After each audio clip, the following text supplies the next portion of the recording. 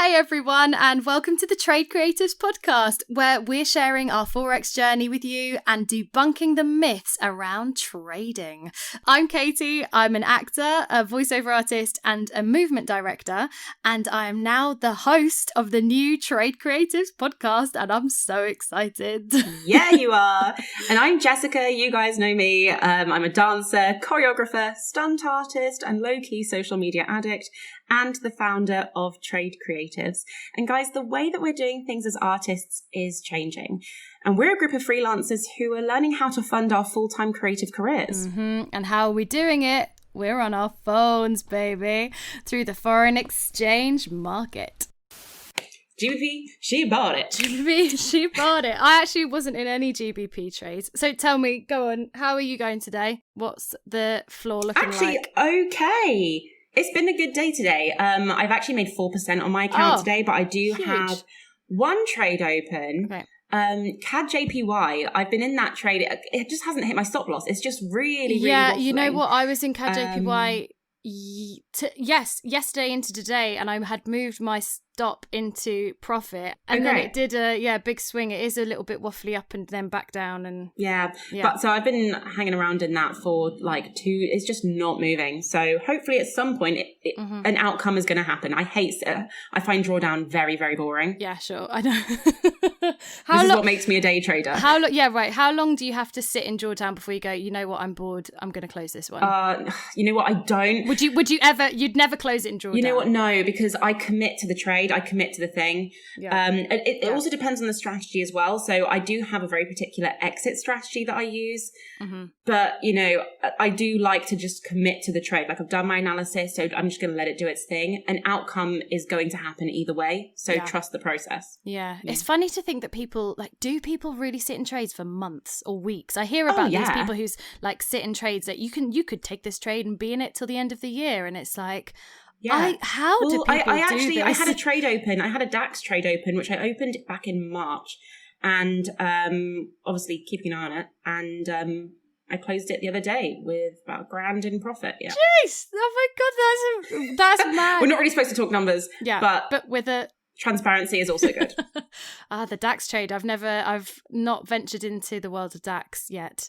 But it's very sexy. Maybe once I'm ready for those month-long trades, but you're still super new. You're still, how many months have you been now? Yes, in grand scheme, I'm definitely a baby trader. So what's I should date it. I should have a date because you just celebrated your first year, and I don't know what my year date is. I think it's the 16th of April. I think so. That means I've just had my maths: May, June, July, August. 4 months. No, that's wrong. I must be more than 4 months. I mean, maybe I'm... Yeah, we literally reconnected.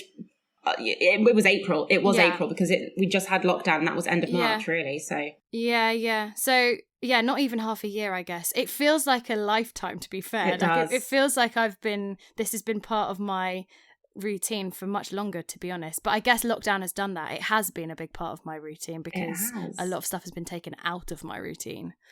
Yeah. And you know, you've done the work, you're doing the work, you know, work hard for between 4 and 6 months, you can literally change your life. You know? It's happening. I was going to say, so how are your trades today? So I just hit TP. A pip party. We're having a pip party. I hit 2 little TPs. One off our beloved harmonic scanner. That was an NZD CAD sell. And was that one that I did this morning? No. Well, it might have been. I wasn't there. Sorry. Oh. But it might have been. But it was on the scanner. No, because it came on the scanner later because maybe it was a new one. It zoomed up earlier this morning and then decided to come back down. And then AUD USD also is coming down, and I got a little TP on that. I've actually just been entered into 2 other trades because I got my smart money trades as my my pending orders, and I just have loads of these, and they just activate on their own. This is why I love smart money. They activate on their own. I can let them do their thing, like 4 pip draw stop loss. Like, it's just epic. That is mad. But do they move as quickly as other trades, or do you have to wait a little bit longer with them?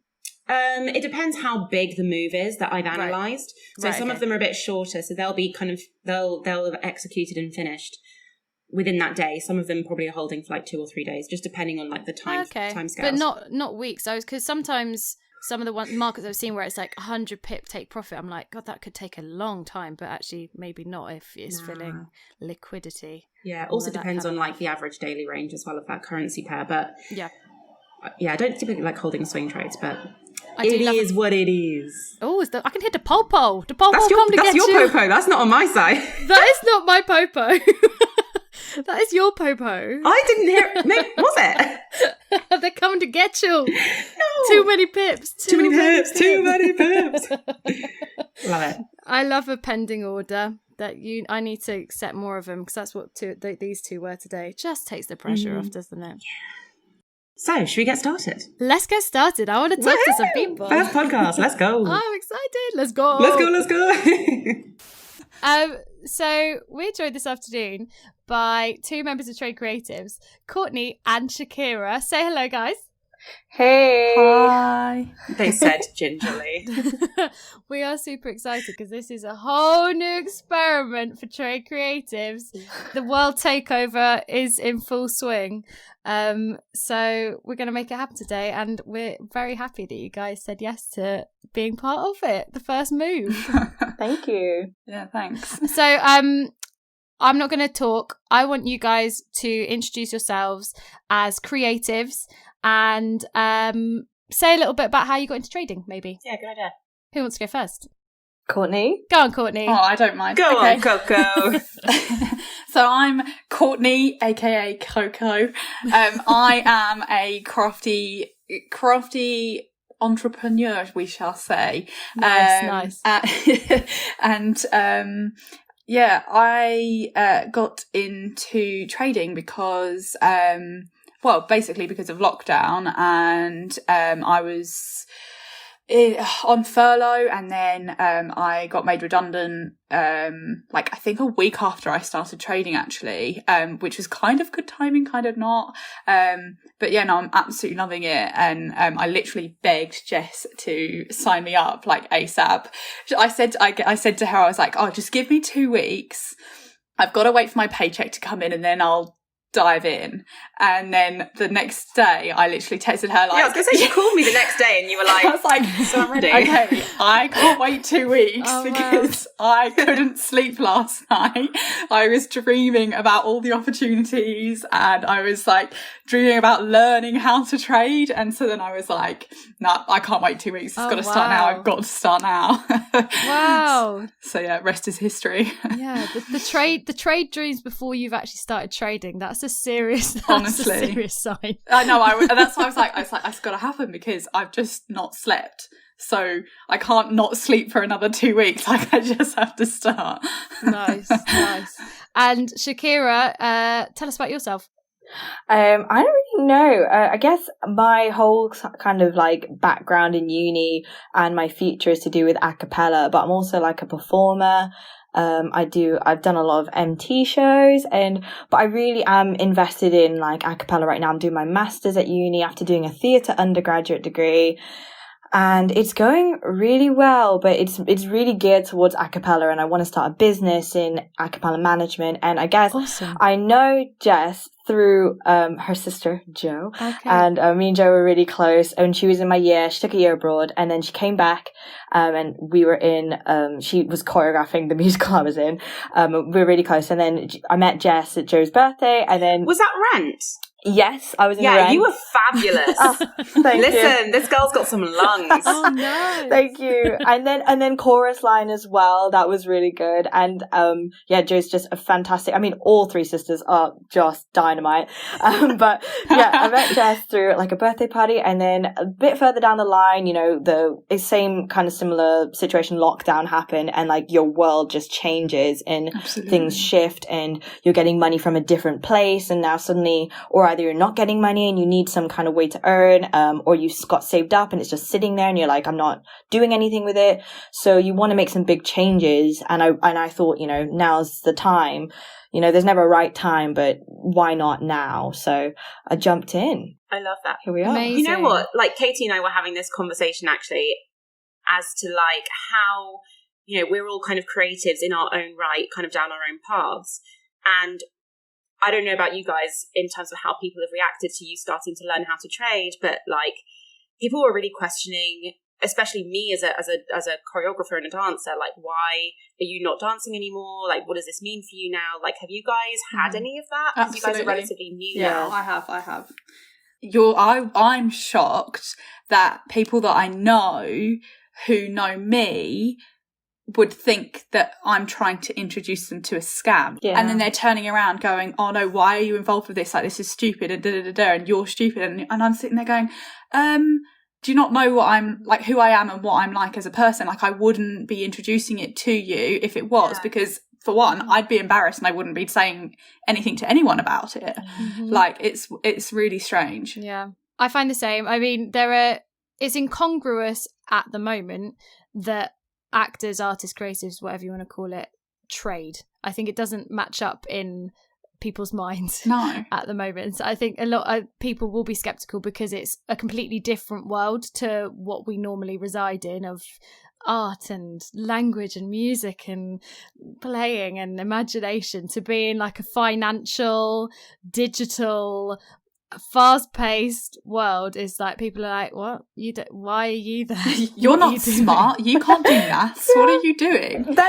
I was gonna say, that was the biggest stigma for me, because I've always been in theatre or a performer or an actor or a singer, and they've been like, you're dumb, you can't add numbers, so how are you? I've had the same. Literally, I feel that in my chest if someone says that to you, Shaquira. I hate that. But, I know. Okay, I half get. No, I don't get what they're saying at all. But sure, but that's a stereotype that people would assume is. But I think it comes back to like STEAM and STEM.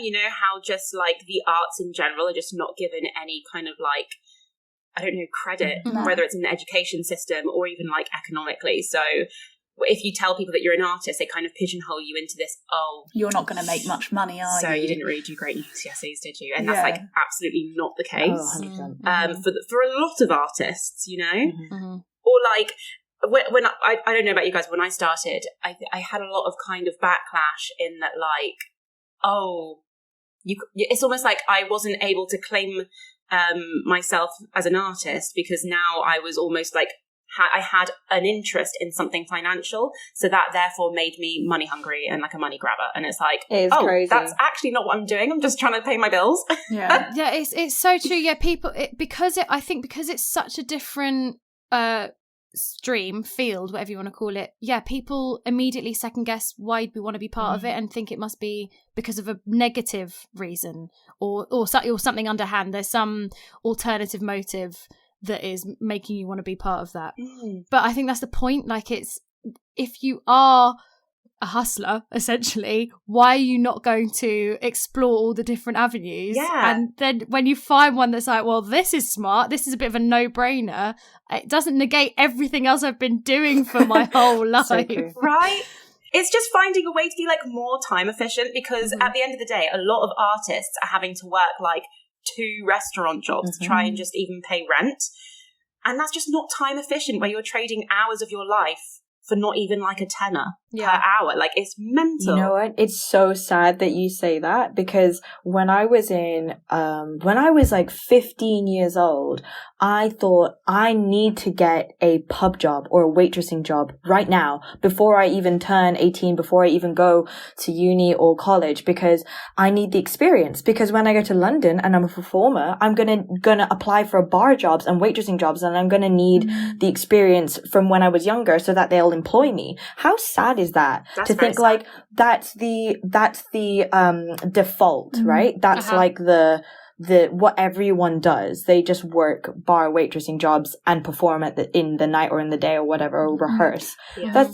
That's really sad that I had that mentality. And also not save as well. That's like just covering auto expenses. That's not including potential like maybe getting a house in the future. Yeah, it wasn't sustainable. It was like, when I can't do that forever, and I never thought beyond that. So I know, yeah, that's what you expect. That's what you think is going to be part of the job, is to struggle. Yeah. Oh, yeah. Yeah. Even like when I first started trading, I felt like this weight lifted off of me, because I was like, I don't have to think about my future as a struggle. I think of it as, I'm going to be able to create my own income by this time next year and I will be okay. It's not like, whereas before it was like almost panic, like, well, this is what I want to do, but I'm not going to be able to do that for another 10 years because I need to build up some sort of CV portfolio so that I can do what I want to do. Like, there's jobs that I think, oh, I could do that easily, but I have no experience, and so I know that when I go and apply for that job, there's a very slim chance that I would get it. So it's like, but now it's like, well, I'll get whatever job I want now because I've got a second form of income and I can do whatever I want. That's awesome. Yeah, and also like based around this whole stigma of being a creative and people thinking that you're dumb, like starting trading, I was like, I'm not dumb. I'm doing trading. I'm learning something. Like other people do this. People get paid a shit ton of money to be able to trade. And I'm like sat here on my ass doing it myself. Go away, like I am smart. And that's why I find it weird why people try to like shame you for learning how to do this, because it's a profession. People go, you can't even learn how to do this at doing economics at the best universities because they won't teach you there. It's so exclusive. And if somebody said to you, okay, yeah, I work at SJP and I am blah, blah, blah, blah, no one would try and shame them for that. Not. Whereas when you're trying, when you're actively doing the work yourself to learn how to do this, everyone's like, oh, you're this, you're that. And it's just so funny. And interestingly, I think it is also a trait in artists to want to learn and to be curious and to see what's out there. So it kind of almost makes sense that it goes hand in hand. Absolutely. To be artistic and also, to want to learn. I say to people every time I go for interviews, I am self-taught. I have taught myself everything. I went to uni and I didn't learn a thing. Like I self-taught myself through uni because of the lack of lessons that we had to do with like using a camera and stuff like that. Well, they taught me the basics, but I turned around and went, well, this is not how I want to take my picture. I don't care if it's a bit blurry. I'm going to do this and be creative with it. Like, and things like Photoshop, even before I went to uni, I self-taught myself how to use Photoshop. So it's like my whole life is self-taught. If you told me you needed me to do something and I didn't know how to do it, I'd be like, okay, hold on, let me just go and YouTube it or Google it and then I'll get back to you because I know I'm like, capable of doing it. So, and that's an amazing trait to have. Lots of people don't. They settle for just, you get what you're told and then you just have to make do with it. Yeah. So then you spoke about, Courtney, that having trading brought a sense of like hope, I suppose, for the future, or like what you can create down the line. Guys, I want to know, what are the kind of dreams, what are the goals that you could see happening, guys? I mean, whether it's trading related or not, or career related or not, what are things that you can envision now that we're on the journey? Go on, Shaquira, you go first. I guess, I don't know. I think, speaking about the mentality I used to have of, okay, I'm going to be a waitress. Trading for me is more of a long-term kind of thing. Like immediately when I was looking at what Jess was doing, I was very aware that I wasn't going to get rich quick. Like I was like, this is not, and that's the mentality I had when I was like a bar or waitress stuff. I was like, I'll just get money like that and I'll be able to pay my bills. But I've kind of removed myself from that way of thinking. I'm like, this isn't sustainable. I need to find something that's sustainable. And it, like Courtney says, it's so true. Like, we are self-taught, we are self-made. Like, we have a drive, we have a passion, and, everything that we do comes from our own drive to do it. So trading is something that, it's like an employer who doesn't judge you based on your experience or CV. It's like, that's what trading is for me, because like, it's a job that I can take on at my own speed and pace, without feeling like I have any deadlines to me or anything, crazy. It's whatever I want to do and when I want to do it. So I guess, my goals are kind of clearer and more set because I can now focus on the ideal kind of situation I want. And I want to travel, and I want to work remotely. And like I said, I'm trying to to start my own company and look into ways of... Yeah, what's this acapella company? I'm intrigued. What does that mean? So what does that mean? Tell us. It's like, so a while ago in February, I did this competition called OAC, which is the Open Acapella Competition. And I was a coordinator for it all. And in my second year of uni, I was a founder of Warwick Acapella Society, which is like the first acapella society on campus at the university. And it was really successful, the competition, and the society's still going, and that's my baby, but I'm leaving it to the university, and like that's kind of like, I thought my a cappella world kind of gone, and I'm like, I don't like that. So I want to start my own sort of company related to a cappella and some kind of unity within the sort of country as a whole, because I don't really think one kind of really exists in a strong form right now. So I mean, this is all sort of hypothetical and it's a bit hush-hush and it's in the works. But like now starting trading, I'm just like, okay, this is one way that I'm going to be able to finance myself and not have to worry about a day job, 9 to 5. Like I can work on my business and I don't need to be making money straight away from this company. And especially like as a student, that's like a big weight off my shoulders as well. Or as a student coming out of university being in a lot of debt, I'm like, I need a job straight away. And having a theatre degree in a crashing theatre economy, I'm like, need to jump out of this real quick. So it's actually crazy. Like we're not going to have theatre work until 2021 at this rate. Yeah. No auditions. Oh no. Nada. No, definitely not. I mean, but don't even get me started on the whole what the hell's going to happen to theatre rant. But yes, I think the outlook doesn't particularly look happy. Did you see that Phantom of the Opera has closed after 30 years of running in the West End? It's never coming back. And that's a high earning West End show. It's just to me like a symbol of what's happening. Oh dear. But it's going to change. It will be reborn in some way. But so things like an a cappella company, like yes, because that's still ultimately people just want to be entertained. The reason people go to the theatre is to like live and enjoy something like the entertainment industry is not going anywhere. It's just going to shift. Yeah, it's true. Somehow. And what about you, Courtney? What sort of what companies are you coming up with? I have a company. Well, I've well. I've heard on the grapevine there might be something. Yeah. So I've actually been thinking about this for ages because, as you guys know, my parents are moving to France at the end of this month. So, and along with moving house, we've now got 25 acres of land. Wow. So when this came about and they were like, yeah, we're getting 25 acres, I was like, I can have some alpacas on that 25 acres. Oh my God, what? How have you jumped from A to Z? Well, okay, alpacas. So backstory. I there's love a company. Genius.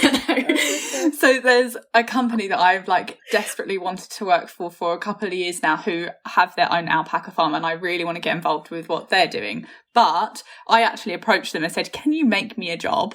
And they said, yes, but not right now. And so I was like, okay, fine. And I've just never got back in touch with them because like I felt like that was the okay, fine, yes, but no, but whatever. Mm-hmm. And so now I'm like, well, actually, why don't I just do it myself? Why don't I just start it myself? Like I have no experience in farming or anything whatsoever. So I'm going to have to do a lot of research, but that's the idea. And I want to be able to take the wool from the alpacas and make my own wool. And so and that comes from my whole crocheting and knitting background, is I want to be involved with it, but creating pieces is so expensive and people do not want to pay the price for a handmade piece. Yeah, because like that blanket that I made a while ago, Jess got in touch with me about it and said, could you make me one? Yeah, I said, I wanted one desperately. Oh, wow. And I said, absolutely. Where and is I it, though? still can make it. But it is like, I think the wool alone cost me about £500 just to buy the wool. Oh my gosh. And then obviously you add the time it takes on top. I would be paying myself still less than minimum wage if I wanted to then go and sell it. Mm-hmm. So that's why I'm like, no, I need to create it myself and create a business through the creative crafting industry. So fingers crossed. But also the whole reason that came out also was because my parents I've been involved with the crafting industry since I was about 12 anyway, maybe even younger than that, I don't know. So that's where that came from. But like in terms of like immediate like hope, is that hope and I guess, goals is that I want to be able to put a deposit down on a house by next year. Like, I'd love to be able to do that because I'm living with my housemate, living with a friend from university at the moment, who she owns her own house. My boyfriend still lives with his parents, and we need to come out of that situation. And we've been like that, like, we've been going out nearly 8 years now, so it's like we need to, like, actually. You and George have been together forever. I know. Shout out to George. Shout out to George. Mr. Coco. Gorgeous Georges. Yeah, I think the property ladder is one that comes up for lots of people. I think, especially the age that we're at now. Again, life is changing. Who knows what's going to be the norm for any age group? But I think, yeah, wanting to have somewhere that you could sort of settle down in and actually call your own. I want that. But that was the start of my trading journey, because I'd just gotten property and then I was made redundant, so I actually couldn't afford to pay for it. And that's when you realise that actually having a property is not necessarily an asset. No. It is a liability, because you're still having those auto expenses coming out and it's not making you anything back. Right. So, you know, again, it's one of those things that we've been taught to, like, go to school, go to uni, get in debt, get a house, be in debt off that be house. in more debt. Be in more debt, you know? Yeah. So it's then, once then, yes, you get to the stage of, like, having your first property, it's then, okay, so what's next? Because that property then becomes a liability, you know, because the cycle will just continue. It's crazy. I'm intrigued, actually. How much did any of you get taught about trading or the financial world or anything of this sector at school? Zero. None. Zero, nothing. Because talking about we get taught to be in debt, like, I feel like that was all I was taught. Yeah. Taught to I feel consume. like Spend money. I got taught a little bit about, I feel like we did a taxes, like a PSHE taxes session for about 20 minutes. I must have missed that class. I think we did one. Yeah. I think we did one Sick. on that. But not, yeah. But when in school do they teach you about interest rates? When in year 10 did they teach us about It should be in the interest maths classes, shouldn't it? It should be in the maths classes. No, Pythagoras' theorem is more important. We love triangles.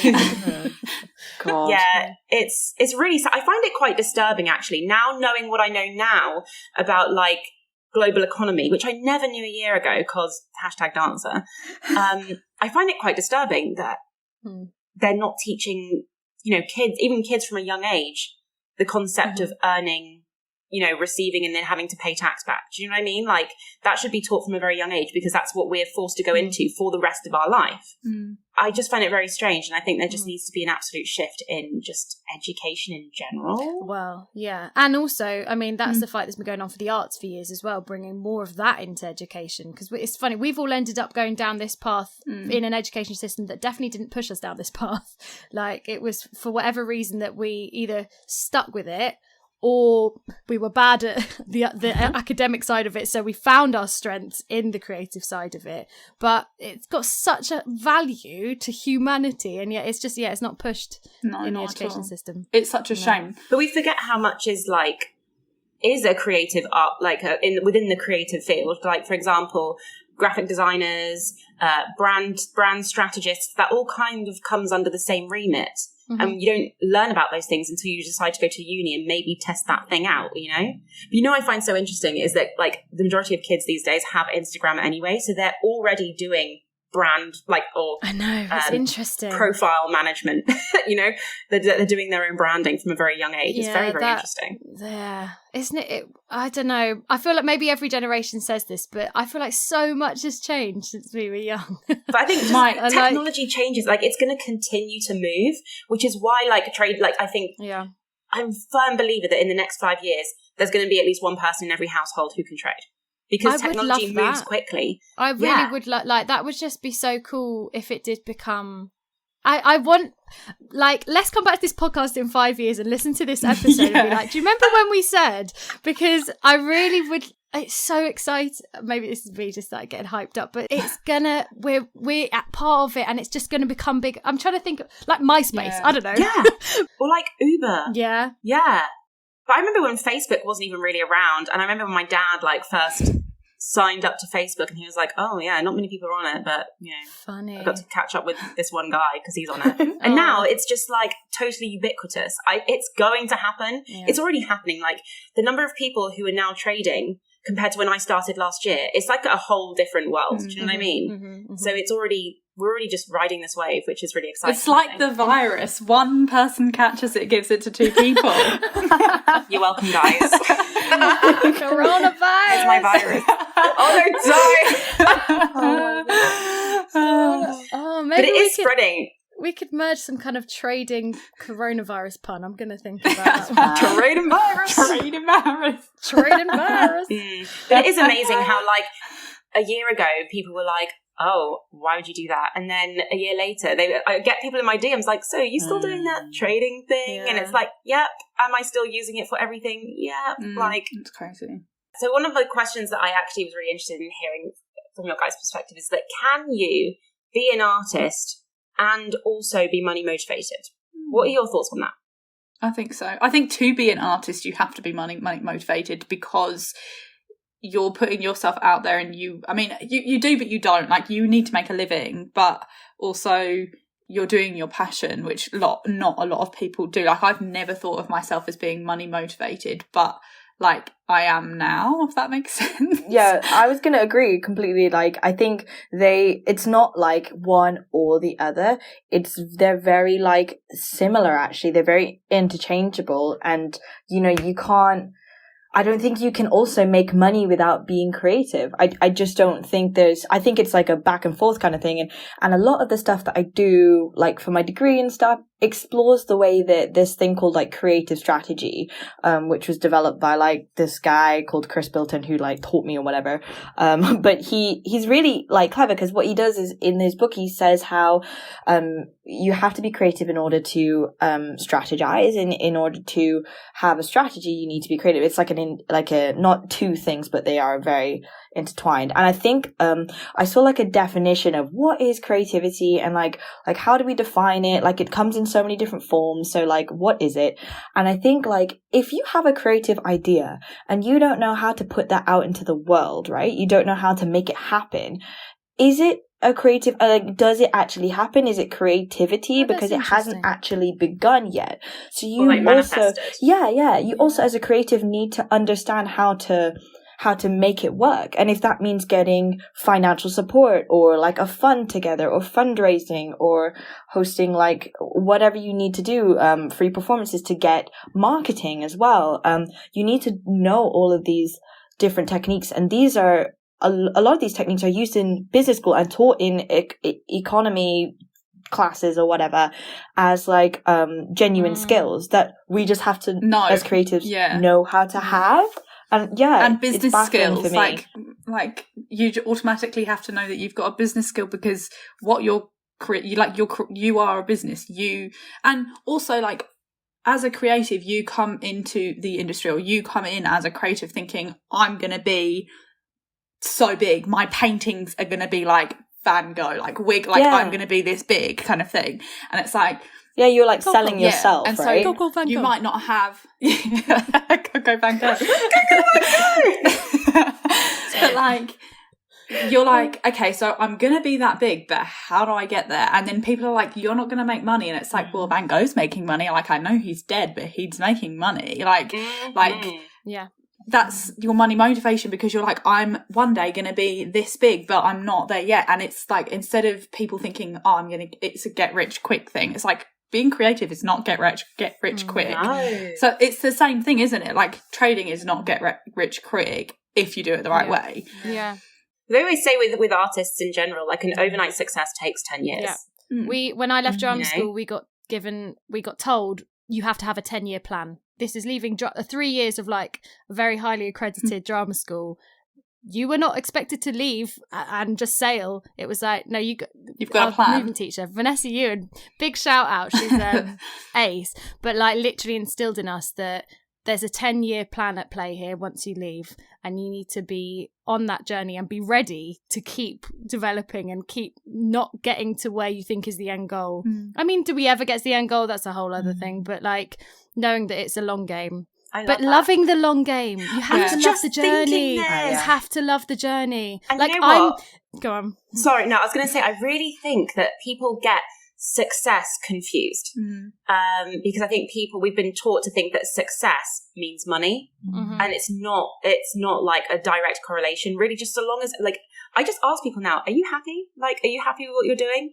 And if you're happy, like, yes, you may not be earning much, but so long as like you're going to auditions, you know, you're living that life, you're in that 10-year plan and you're enjoying every step of the way, then that is success. You're doing the thing. And it's not, you know, the financial, what you see in your bank account isn't a direct correlation to success. Surely how you've developed as a human is the thing that might, I don't know, resonate. Yes, okay, you're not going to be able to buy a house with how much you've developed as a human, but I don't know. I think there's, but that's why we're what artists, makes you successful. I think that's what makes you successful. I agree, and it means you can share it with people and inspire other people, or teach other people, or bring something to the world that people go, oh yeah, that's actually bettered the value of what we had. So I had a teacher in last year of sixth form. Me and my best friend at the time were applying to do our foundation courses. I decided that I wasn't going to go to uni. And so I was like, okay, fine. And so we got together a portfolio. We applied for a few foundations. And so one of the teachers said, you'll never like your foundation. You'll never like that. You're not good enough. You won't get your foundation and they won't accept you and blah, blah, blah. This was a teacher. And she was like, you can't draw, so you can't do a foundation. That was what she said. Yeah. And I'm like, bitch, please. You don't have to draw to be creative. To go and do a foundation, you could, like, there were so many different areas within the foundation that you could specialise in. Like, you could be a graphic designer and be drawing. You could be sewing fabrics, for God's sake. Like, I decided to specialise into photography. Like, I don't have to draw to be a photographer. Like, no. Go away. Like, and I was so, it was really bizarre. I think that it does, maybe it comes in other industries, but I think it's pretty prevalent in the arts or creative journeys that there are naysayers and also and often people in authority like that discourage you, which is so wrong, unhealthy and wrong. But I think if you're able to sort of overcome them or challenge them in your own head, or, you know, just come to terms with your own confidence and strength, like, all of that just makes for a much more resilient person down the line. And for sure. But like, I'm so strong because, like, someone can say something like mean to me about my work or whatever, and I'll be a bit hurt, but at the same time I'm like, okay, fine. Like, whatever, like, it doesn't affect me. Yeah, I'm still going to go and do it again. It doesn't define it. No. Everyone's entitled to their own, like, I think it's just creatives or artists in general. I think we are just a bit more resilient, you know, because we're constantly dealing with rejection pretty much the majority of our career. Hallelujah. You know? Oh, yeah. I love it. And that really does. This is why I just think that also artists are, like, built to be the perfect traders, because they're very mentally strong people. They will go to auditions or, you know, interviews for an artistic opportunity again and again and again, and you'll have so many people who are your competition. Do you know what I mean? Yeah.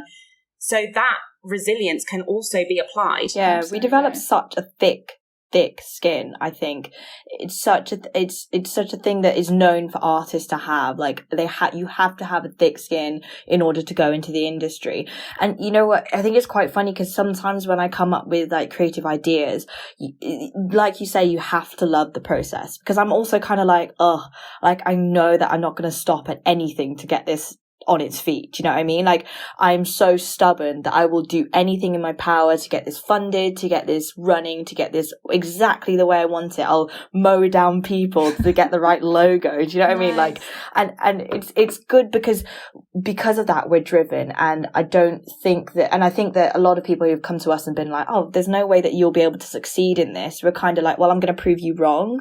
And that is kind of also a drive to keep going at what we're doing. And when we get knocked down from, you know, even from losses or reds, as we call it in the trading industry, then we just get back up and we have a break, we come back at it again.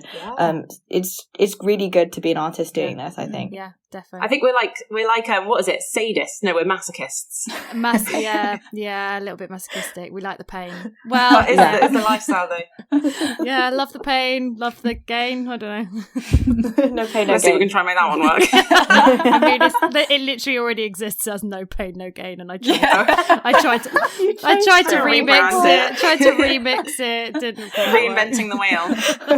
People are always kind of waiting for you to like quit and get a regular job, you know? People always ask me, so like, when are you getting a regular job? I'm like, sorry, what? What is a regular job? I've got a whole master's degree. I don't know what that means. Yeah, literally. In this area, so why would I just do that? Yeah. Why would I just give up? I mean, it's a compliment if someone goes, oh, you'd be a really great Betty there. Like, yeah, I'd be a really great lots of things, but I've chosen this. And I'm being a really great version of this. So that's a very good point as well that you say.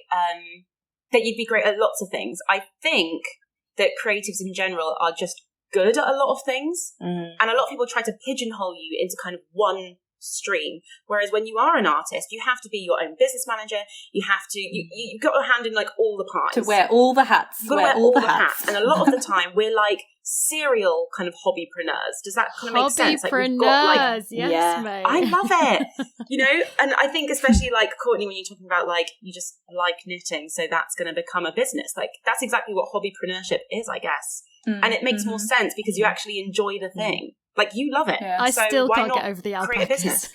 You love the alpacas. I love it. I will be the first customer. Yeah. Well, I happily just have, even if it's just one to start with. Like it probably will just be one to start with. I want the pictures with you in your alpaca. Come to me for your wool advice. You've got some serious like luxury, literally luxury options here. Yeah, luxury, defo. Well, it's really nice to like chat about it with you guys. No, it is. It's been wonderful. You know what I was thinking? Because we can't chat to anyone else. My friends do not care about this. Like it's. They're like, oh, there she goes talking about trading. And it's also maybe worth saying that we haven't met in person, like, because probably of the timing of the world at the moment. Like, in this time, I've like you guys have connected with people literally across the globe because of this shared journey that we're on. But like, what a great bunch of people! I can't wait till we can actually meet. I feel like I'm making some best friends. Another point in that, like, the trading community is so. It's a vibe. Like everyone's so supportive, pushing each other up. Whereas like the creative arts can be quite, you know, like dragging each other down. Oh, a lot of maybe like jealousy. A lot of very competitive. No, I have to say, particularly in trade creatives. I mean, I've said it tons of times, but there isn't a community, particularly for trading, like trade create. Like it is a little dysfunctional family. What do you mean? This is totally functional. We're functioning Courtney's at the moment. Courtney's on the juice every night, and like, I'm like wired off of coffee every day. Oh my god! Can someone start drinking with me? Like, I might have to turn to that. Please. Oh, is that what you do? Do you have a drink when you watch like the evening property sessions? Every Zoom in the evening, I swear I have a drink with me. And I'm like, this is getting bad. Usually I do, but that was when I was back at home when like the family were funding my short-term alcoholism. I'll bring you some back from France because it's so cheap over there. If you can get a Côte de Provence, that'd be lovely. You can buy like champagne for €5. I know, it's crazy. Oh, it's crazy. €3 for a bottle of wine. Italy, and it was like €2 to €3, and they just filled up on like a tap, and I was like, this is great. It was like red wine. Oh my god. I'm staying here. And it's all really good too. Yeah. Like it's not good. This is what I'm excited for. I really want us to do like trade creatives trips. Little school trips. Oh, when Rona's gone. When's Rona's gone? Yeah, when Rona is done, we are gonna like, I'm really hoping, I can see it for the future, like we'll just like hire out a really nice Airbnb. We'll wake up in the morning, trade together, make our daily wage, and then just go out and explore. Like, we should do like a camp, like an intense, like away trading camp or something. Because it's basically what we kind of do now, but a trading retreat. Traders retreat. Yes. What you could tell us, like, what you're doing next podcast? Like, there is some like good stuff and really great people coming on from the rest of the group, right? Yeah. Like, I think I can't wait to hear how it turns out. It's really exciting to share the people that we've got in the gang, because we've got a good. Oh, there's some amazing bunch of people. Good bunch. And also, like, I just love the fact that there are probably a lot of people who are maybe curious about trading, or, you know, maybe they've started learning, but they've got no one really to talk to. Their friends probably don't like trading. So maybe we can be people's trading friends, and you know, they can feel like they have a community, because we totally get it. Like, we are for like oddbods who are kind of going against the grain. So at least we can go against the grain together. Yeah, totally. I love it. Weirdos unite. Weirdos unite. Absolutely. That should be the name of this podcast. Weirdos unite. So if anyone is listening and hasn't heard of Trade Creatives, go check it out. It's all over socials. Jessica, do you want to do the official plug? You're good at this bit. Sure. Okay, fine. So guys, if you are a creative, a freelancer, or this kind of like new term that I've coined, a hobbypreneur, do check us out. We're across pretty much all socials just because we're going ham right now. Trade Creatives, we are a community of artists and freelancers who are learning how to use the foreign exchange markets to fund our full-time creative careers, because life is meant to be enjoyed. And, time is our best commodity. So if you know how to leverage that right, you can be, your crazy weird self for the rest of your life and have a really great time. So feel free to message us, slide into the DMs, and we can chat. Jump onto a Zoom with us real soon. Baby. At Trade Creatives, tradecreatives.com. We've just started on TikTok, guys. Oh, yeah. I've been seeing it is popping off on here. It's very exciting. I hate you guys. I absolutely love it. I'm so here for it. Yeah. I think they're awesome. I think it's hilarious. Well, thank you so much, Courtney, Shaquira. You're absolute dreamboats. Round of applause. So good to have you. Thank you so much. And thank you if you've been listening. I've always wanted to say that. And I guess check out podcast dreams coming true. Yeah, check out what we've got coming up on the socials. Big love, guys. Big love. See you later, everyone. Bye. Bye.